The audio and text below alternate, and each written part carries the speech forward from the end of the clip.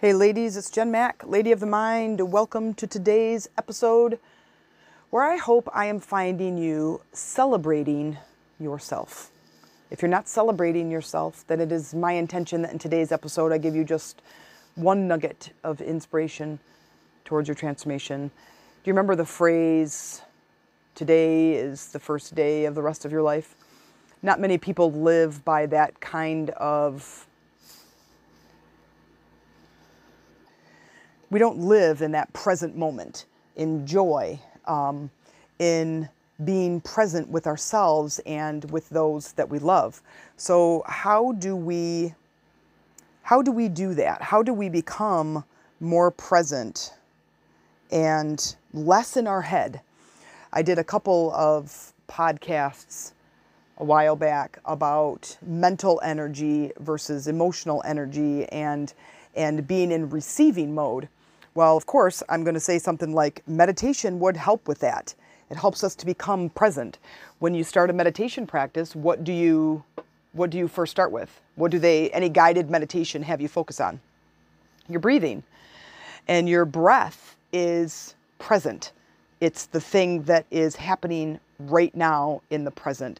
And as you are focusing on your breathing, you will generally breathe deeper. And it's this refreshing feeling of connecting. And it is in that breath that connects you immediately in your physical body as well as to universal energy. So when we talk about celebrating ourselves, there's lots of things that we can do. This can go back to self-care and self-love.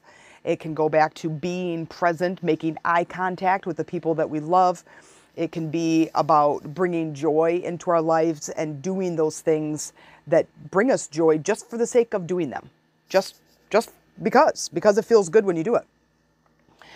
And when we are celebrating ourselves, there's lots of big things we can do is giving ourselves a break from the daily grind, giving ourselves a break from work, whether it's work at your job or it's work that you do when you get home. It's about having fun, it's about being playful, and it's about doing the things that you love. Because if we were going to die tomorrow, would you have any regrets about the life that you lived? I know it's a sick thought, right?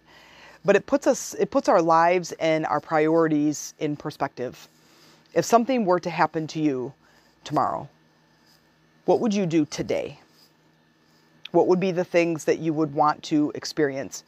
And I suggest making a list. I suggest it's like a bucket list, right? Is writing at least 100 things, 100 items, things, experiences on a piece of paper that you want to experience. We never know how much time we're going to have left. We never know how much time we're going to have to do the things that we want to do on this big, beautiful planet. And we are accustomed to thinking about the negative things. We're accustomed to thinking about the lack, the problems, the issues in our lives because we want those issues to go away. But what we forget and what we neglect are the fun things. The things that bring us joy. Reading in an Adirondack chair on the beach. Going for a swim. Going rock climbing, one of my favorite things to do. Creating something new. Painting, singing, dancing, playing with your kids or grandkids, enjoying the outdoors, going to new places, going for a long drive, seeing the beautiful scenery anywhere you can see it, even if it's just in your backyard. Enjoying the time with loved ones, really true quality time. And when we celebrate ourselves and we celebrate life like this, we become renewed and revitalized. And it's a very lovely experience but it's about joy. And are you doing that? Or are you constantly pushing yourself into a corner where you are not feeling joy most of the time? If you had to create a pie chart, what emotion do you feel the most? Add that as a percentage.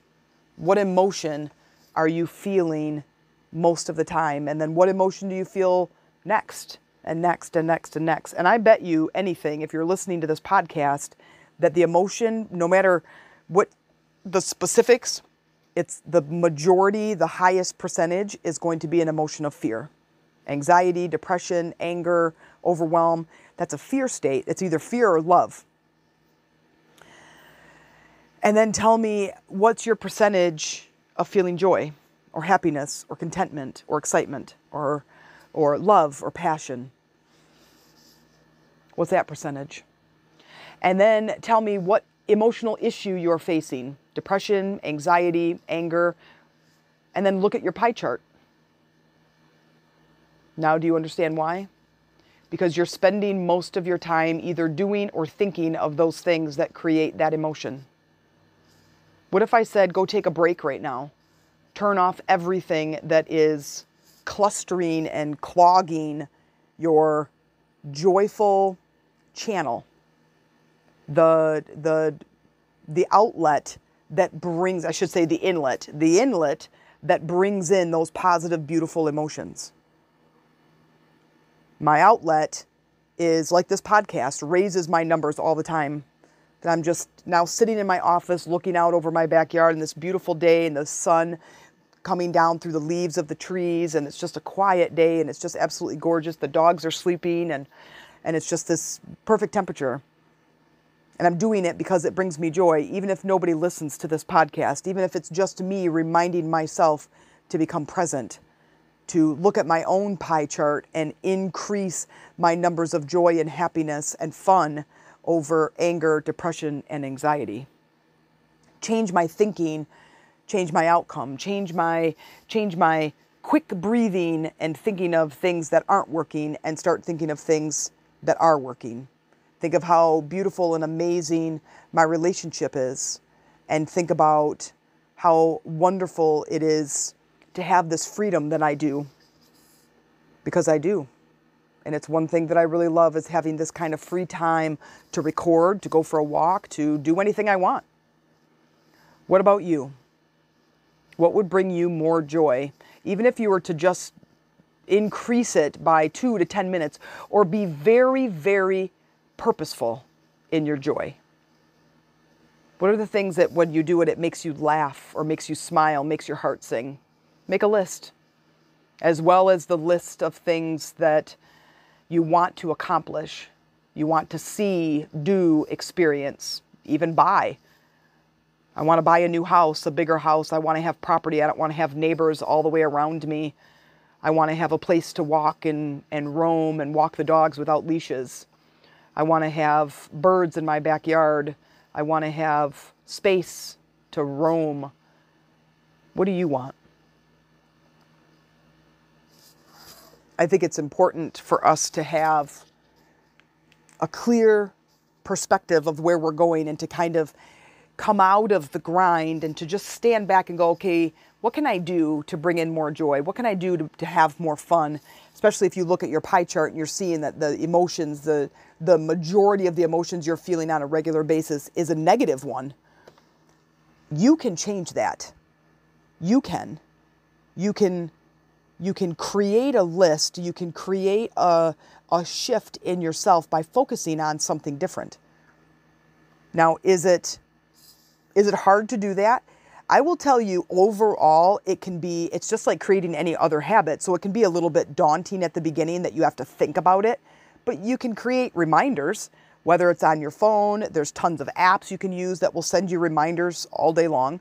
You can put 3x5 cards up around the house. You can make posters. You can write messages to yourself on the mirror to help remind you to keep this thought of creating more of the positive emotions, keeping that in front of you as you're going about your day, and not letting life bog you down, because it can be very bogging. It can be very daunting. It can be depressing, hard, frustrating, but it's up to us to change that.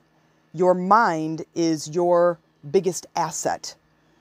And even though our mind is naturally set against us, really, from moving and seeking this expansion, our spirits are always showing us a way. And it's a matter of us sitting quietly and thinking and contemplating what kind of life you want and redirecting your mind constantly until it becomes a habit. Just like somebody who starts out of a meditation practice, it's daunting. They have to think about it, and they have to have apps and use guided meditations. But once they see the benefits, they feel different, the anger starts to subside and we move towards just frustration. And instead of this rage, it becomes a little bit muted and a little bit calmer. And you're like, oh, I didn't react quite as harsh as I thought I was going to. I didn't jump off the cliff like I usually do. Wow, that's an improvement, right? And that's kind of exciting, creates a little bit more confidence to keep going. And keeping that thought in front of you, keeping that activity in front of you is a habit, and it is what it takes. I talk about introspection, and I talk about going inward. I talk about analyzing your emotions and your thoughts and figuring out why you act the way you do, why you say the things you do, and what emotion it creates. It gives us some practice. And we're going to be doing that. You know, if you work with me in any capacity, whether you're on our sister calls or you do my 5-day challenge or you work with me in a group coaching program, it doesn't matter, but that's always what I'm talking about. I'm helping women and guiding them to go inward, to explore their inner depths of their emotional state, which is what we call the subtle body. Exploring your chakras, exploring meditation and your intuition, and creating this depth to you that it's not just the physical world that you're in.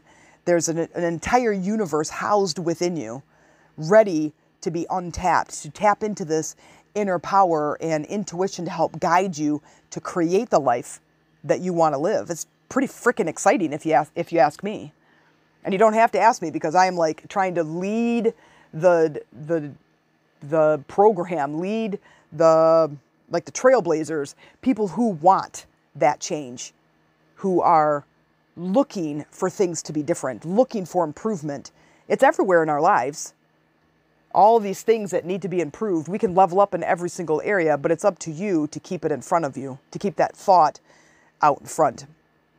And if you want a little bit more specifics about what I'm talking about, go back to the very beginning of the season of my podcast and literally go to number 3, which is stop throwing dog poop. A friend of mine told me I should have numbered that one number 2. And I wish I would have thought of that. But go back to that, and I explain about what that means when you're throwing your thoughts and your words out in front of you and then exploring them in the physical world. It's like throwing dog poop on the sidewalk of life. We have to watch our words and watch our thoughts, but we have to go inward to figure out where those thoughts and words are coming from. There's lots of things we can do to push these things out and get them out in front of us and to analyze them and to break them apart, like limiting beliefs and negative self-talk and that emotional pain from the past that we're experiencing. But as we are moving through life, throw joy out there. Throw words like, I'm willing to love myself. I'm willing to enjoy the world. I'm allowing abundance. I'm allowing health. I'm allowing healing. I'm open to the idea of my life getting better. These words just start to shift our energy, and thus in the shifting, things change. When we shift our thinking, our life begins to shift. So I ask you, are you ready? Are you ready? Are you making lists? I'm a Virgo, so I'm like list making crazy. And you know, I think about, I'm turning 50 in a couple of days. Actually, by the time you listen to this, if you listen to it the day it comes out, it'll be Monday, and my birthday is the 10th, which was 2 days ago, according to if you hear this on Monday. But my birthday is September 10th, and I'm going to be 50 years old. And it's interesting. I don't feel 50. I don't feel like I look 50. And it's interesting. But right now I'm starting to make the shift of it's time for more fun, adventure, and joy. And I encourage you to do the same, no matter if you're 26 or 66 or 86. It's time. It's time to create joy and fun in your life. And I ask you, what are you going to do to create that? What are you going to do right now that starts to move you towards that light? Because at the end of your days, I say no regrets. What do you say? If you liked this episode and you look forward to future episodes and are really looking for a community to help support you with implementing the tools that we're talking about in this podcast, please consider joining our online sister community called Lady Rising on Facebook, where we focus on that spiritual support and connection, just like in today's episode. I hope you'll join us. Go to Facebook, type in Lady Rising, and tell me you came in through the podcast.